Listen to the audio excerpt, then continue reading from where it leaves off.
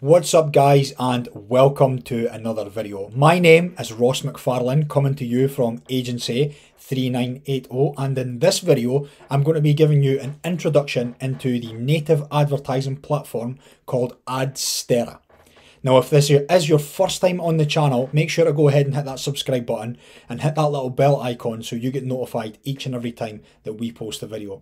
We are always posting content on affiliate marketing, specifically with native advertising. That is our coaching program, it is our consulting program. If you do want to know more about that, I'll leave a little link in the description below. You can find out a little bit more about us. Now, let's dive straight in. So, AdSterra. Now, the three main things that I want to know when I get signed up to a native advertising source is I want to know which type of bidding models they're on. Is it CPC, CPA, CPM?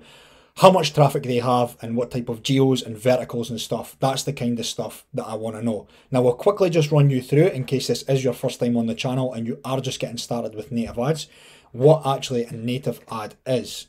So a native ad is an advertisement placed on certain websites, like we can see here. You'll be scrolling through image and you'll be thinking that these are news articles, and what you'll see is you'll see this part here. See that part here, recommended for you? Recommended for you. So sometimes what it'll say is like, it'll give you the network, the ad exchange. So it'll be say recommended for you. It could be Taboola, Outbrain, AdSterra, Rev Content, Nativo, all these different types of traffic sources. And these ads are designed to blend in with the website, but pop and make you stand out. So we're blending them with the website, but we want to pop against all the rest of these ads, and then have a catchy little headline here where we can just click on through to an advertorial, which would then take us through to an offer page. So that's how we're driving traffic. We're driving traffic, and it's cold traffic into warm traffic into red hot traffic with the funnel that we set up. So let's go ahead and check what AdSterra has to offer. So we're going to be an advertiser. Let's scroll down here and see what we've got. And we're going to be doing native. So let's see what type of traffic and stuff they have. More info. Target users, AdBlock-resistant, which is cool. So that means anyone who's running ad blockers on their site, on their browser, means that we're still going to show up. Let's take a look here. Here we go here. We'll be an advertiser, of course, not a publisher, because we are buying traffic. So we're running on web, mobile, native formats, users' interests.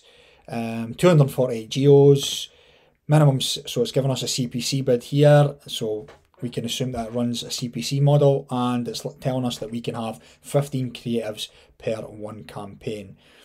Mobile native advertising for all devices, iOS and Android, for all the updates, I'm sure that is.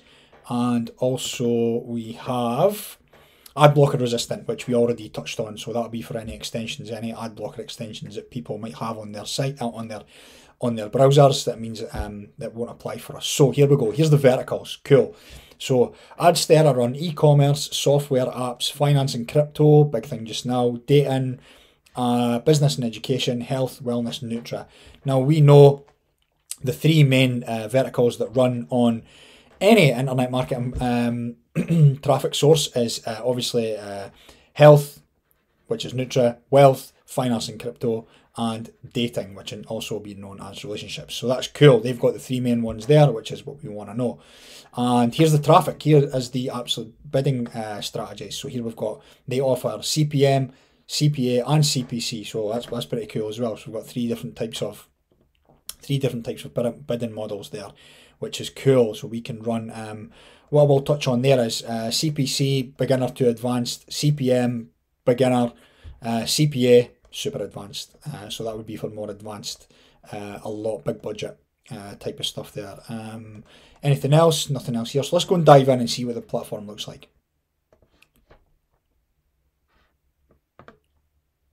So I did sign up earlier on, just about 12 hours ago or something, and they did drop me an email letting me know that I would be assigned an account manager, which is awesome when it comes to running on a direct source. Having an account manager can be invaluable when trying to run native ad campaigns. They can help you out with stuff like whitelists, blacklists. They can give you insights, market insights. They can tell you which verticals are doing well. If you don't have a chosen vertical, they can even get to a stage where they can help you out with your creatives and your headlines and some targeting and even some campaign insights. So let's go and look at where we would find traffic. I want to see how much traffic they have. So traffic chart, I would assume it's there.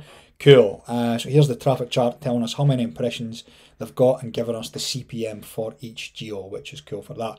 So I would pick native. See they run adult traffic, which is not what I run, but cool if you want to run that adult. Good for you. And yeah, so cool. This is giving us the CPM for all these geos and how much traffic that each geo has, which is cool. So let's go ahead and take a look at the campaign structure for creating a campaign. So here we go here. Campaign name, obviously you're just going to name it whatever. I like to date my campaigns, so when I'm looking in my tracker, I know when to set the date ranges. That's just something I like to do for personal preference. Connection type is obviously going to be which connection type that you want there, pretty self-explanatory. Pricing type, so we did see on the homepage that they do offer 3 different types of bidding models: CPM, beginner; CPA, super advanced; CPC, beginner to more advanced, intermediate, I would say. Ad unit, I'm going to go native banner, and I want to run in mainstream. Landing page URL, that's obviously just going to be specific to you. Your landing page URL, that would be your one-click VSL lander or your advertorial lander, whichever that you have, whichever you're driving traffic to. And device desktop, so obviously that's your device type there, giving you your device type. So what's this little trick here? This is to speed up verification process, upload a screenshot of your final destination URL. Oh, cool. So this must be when you go through the moderation process, it's saying if you screenshot it, send it over to the moderating team, or if you send it over to your account manager, they would speed up the moderation process, which would then let you know, which would then get your campaign approved quicker, which would be cool. Geo, let's run with United States, totally for example purposes. Let's see what happens here. Looks like it's loading a CPM price. There we go here, 14 cents. Okay, let's set that there, 0.14, 14 cents at the bid floor, which is pretty cheap. That's quite cool for the US. Creative, this is where you add in your creatives. So character symbols, it's giving us 64 symbols. I personally always think the less characters that I have, the harder I have to work at on my headlines. And the image creative here is 320 by 240, which is just upload an image. Tells us that we can get 15 creatives, so we can go ahead and add in 15 creatives there. Budget. With our agency, we like to teach on an unlimited budget. We don't set a specific type budget. We have set rules, so there's no emotional decisions within running a campaign. It's all data-driven decisions. So this one here is time of start. So let's see what options we've got here. Oh, keep inactive. So this will be, once your campaign's approved, you don't want it to automatically start spending. You may or may not, it just depends what you're doing. Especially when getting started with a new network, you don't want to know, you don't know when it's going to get approved, what hours they work and stuff. Like they could be in a different country, different time zone. So you probably want to keep that on inactive. So as soon as it does get through the moderation team, you can then just put your campaign on pause, and then you can play at your leisure.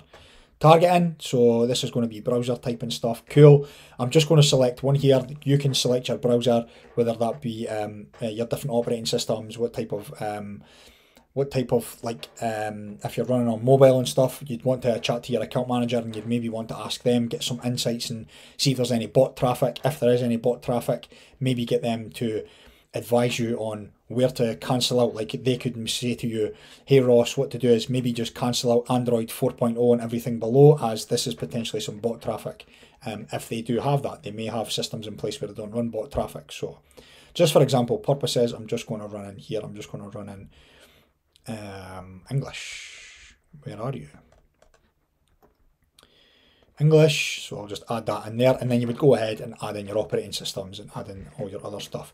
Cap and limits. Now this is going to be dependent on you and your campaigns. You could be running a whitelist, a blacklist, could be running on a run of network campaign.